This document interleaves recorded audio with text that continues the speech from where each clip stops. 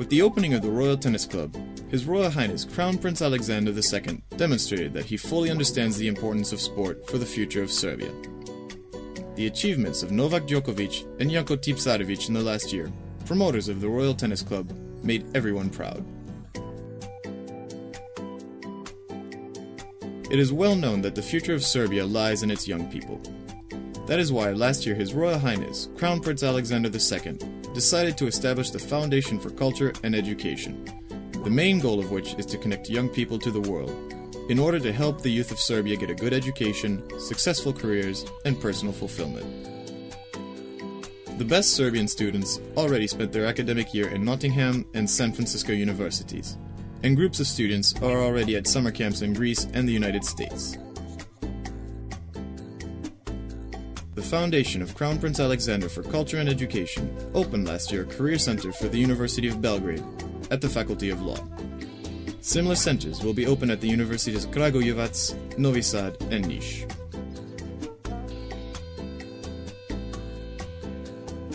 With the idea to connect young people with the business community, and with the intention of helping young people get a practical education for their future, His Royal Highness connected the University of Belgrade with the Chamber of Commerce and launched the Royal Culinary School.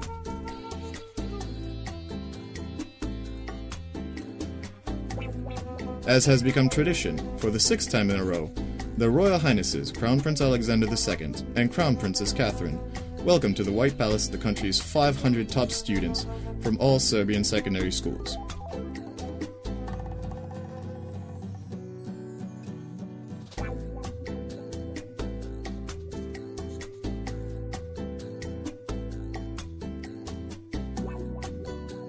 Crown Prince Alexander II is well known for his constant effort to show Serbia as a good location for foreign investors. A large number of European businessmen invested in our country due to the initiative of His Royal Highness. Not surprisingly, the Serbian Chamber of Commerce honored His Royal Highness with an award.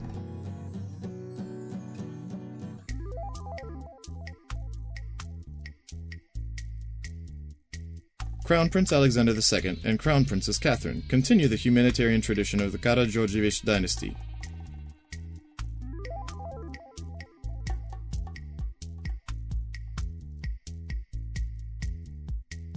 And devote a great part of their activities to humanitarian work.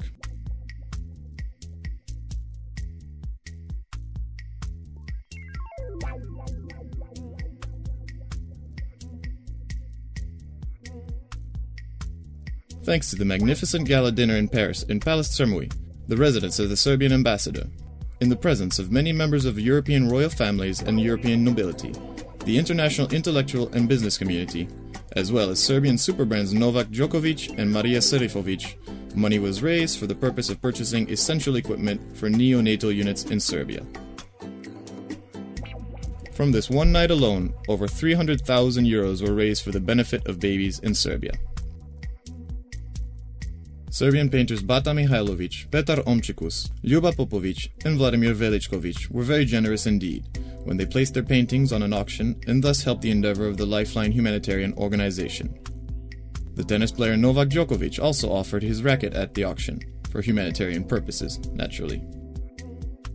Preserving history and tradition, Crown Prince Alexander II paid his respects to his ancestor Karađorđe, supreme leader of the First Serbian Uprising, on visitation of the Virgin Day by placing a wreath of flowers on his grave and attending a state ceremony with Prime Minister Vojislav Koštunica and representatives of the government.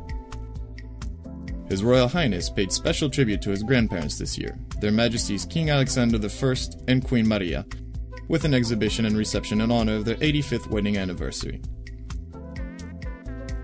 This unique event was held in the presence of the Romanian royal family, Her Royal Highness Princess Margarita of Romania, and His Serene Highness Prince Radu of Hohenzollern-Varengen, Princess Catarina de Silva, daughter of Prince Tomislav, and Sir Desmond de Silva QC.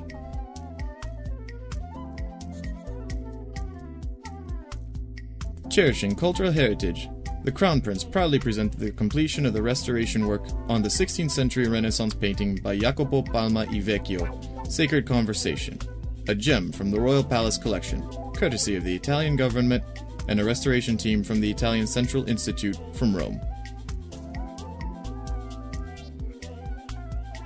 His Royal Highness, in cooperation with PTT Serbia and Jugomarka, organized a reception in honor of 200 years of the liberation of Belgrade in the First Serbian Uprising, launching postal stamps in memory of this event.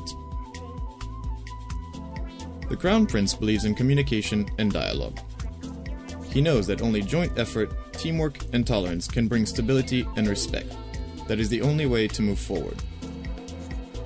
In that regard, he met with the Prime Minister of Republika Srpska, Mr. Milorad Dodik in Banja Luka,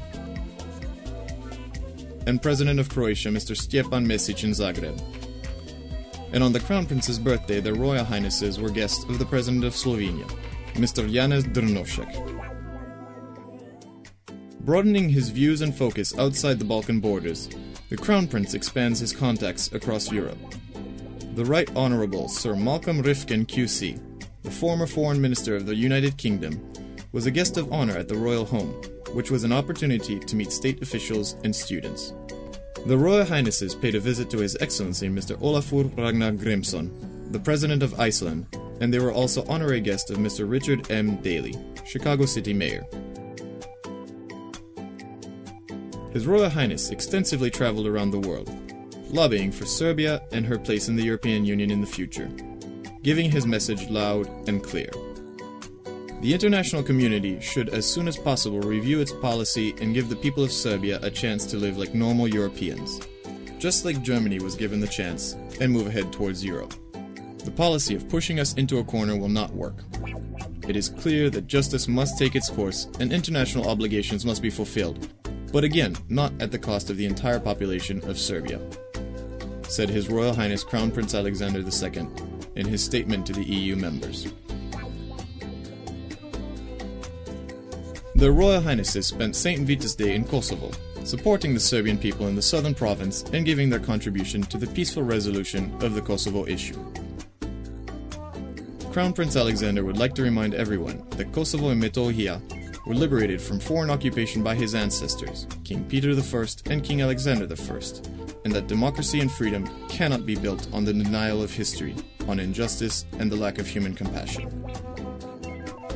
The common way towards a united Europe is the same for Serbia and for Kosovo and Metohija within Serbia.